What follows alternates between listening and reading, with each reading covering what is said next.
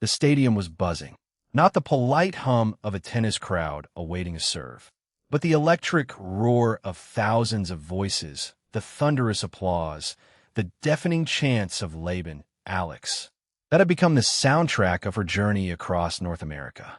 Eala had arrived in Cincinnati, and the Filipino community had come out in full force. The Lindner Family Tennis Center had seen its share of champions, Sabalenka, Swiatek, Goff. But this was different. This was Eala MANIA sweeping across another city, another tournament, another nation hungry to see their hero.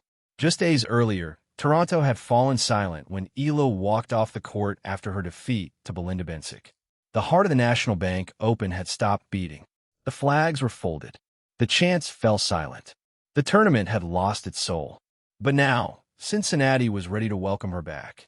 The first round bye, as the number 17 seed, gave Eala time to recover, to recharge, to prepare. But the fans didn't need to wait. They had already filled the practice courts. They had already lined up for tickets. They had already made it clear, Eala is here, and the world is watching. What does this reception mean for Eala? What does it say about the phenomenon she has become? And why is the Cincinnati crowd already going crazy for a player who hasn't even stepped onto the match court yet? Welcome to RallyNova. Let's begin. After the heartbreak of Toronto, Eala needed a break. And she took one. Not a long one, but enough to clear her head, get a haircut, and spend time with friends before the next challenge began. I definitely will take maybe 2 days off, Eala said after her loss to Bencic. I need to get a haircut. I haven't gotten a haircut in a while. My nails are grown out. So yeah, I'll do a couple things just to get my mind off tennis. But the break was short. The North American hard court swing never stops. And Eala's schedule was relentless.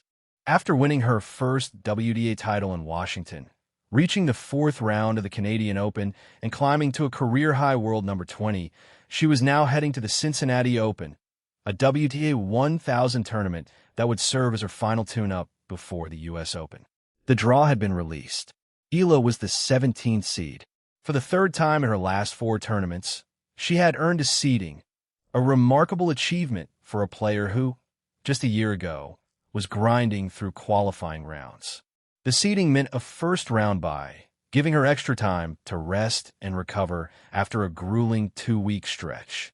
But the fans didn't need to wait for a first match. They had already started arriving.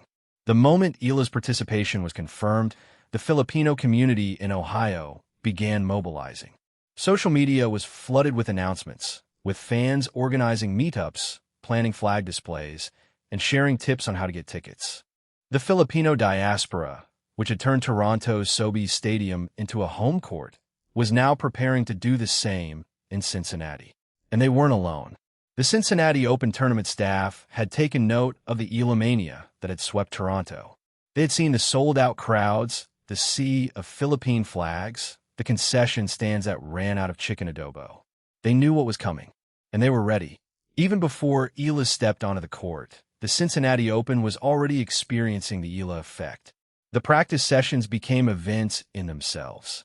Reports from the Lindner Family Tennis Center describe hordes of Filipino fans gathering around the practice courts, hoping to catch a glimpse of their hero.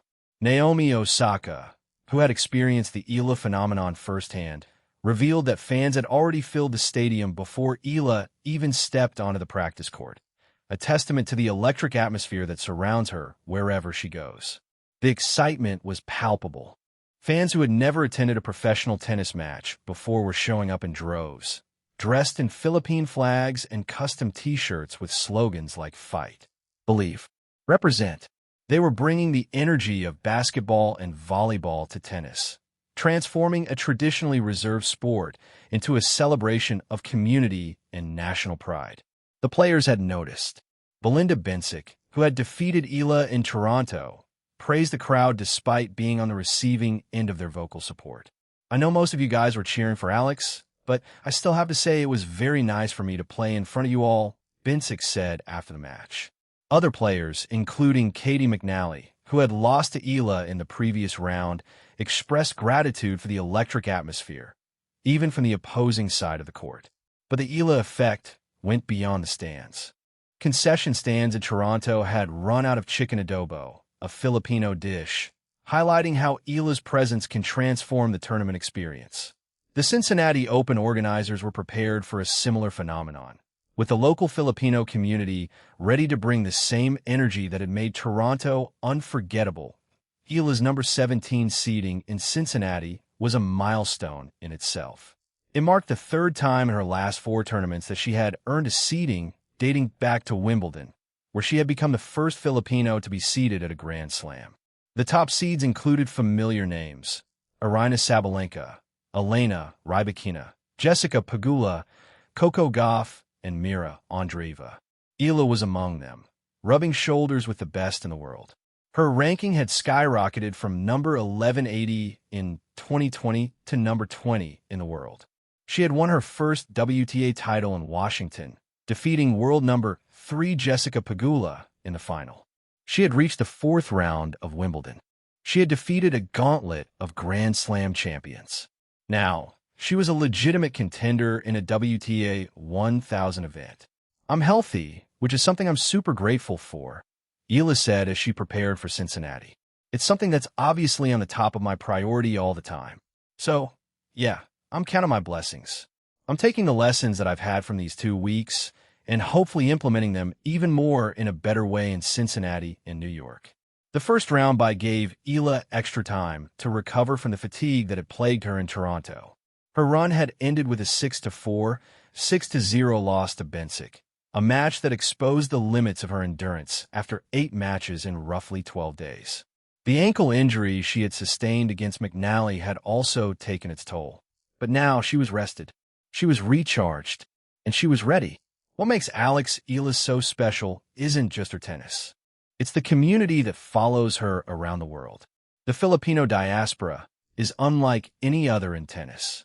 They are passionate, they are vocal, they are unapologetically proud, and they have embraced Eala as their hero, their Biani. In Toronto, the support had been overwhelming. The stadium had been sold out within hours of Eala's second-round match being announced. Filipino fans had packed Sobeys Stadium, transforming it into a home court for the Filipina star. The chant of Laban, Alex, echoed through the arena, and the sea of Philippine flags was a testament to the community's pride. Katie McNally, who had faced Eala in Toronto, praised the atmosphere despite being on the receiving end of the crowd support. Beyond thankful for all the love and kind messages received from people all around the world, but especially the Filipinos, McNally said in a social media post. The atmosphere out there was absolutely electrifying. Even Belinda Bencic, who had silenced the crowd with her victory, acknowledged the support. "I know most of you guys were cheering for Alex, but I still have to say it was very nice for me to play in front of you all," Bencic said. But the support extends beyond Toronto. Eala's fans follow her everywhere, to Washington, to Wimbledon, to Miami, to Berlin, to Cincinnati. They stay up late to watch her matches, often beginning at midnight in the Philippines. They buy her merchandise. They cheer her on. They show up, in numbers that tennis has rarely seen.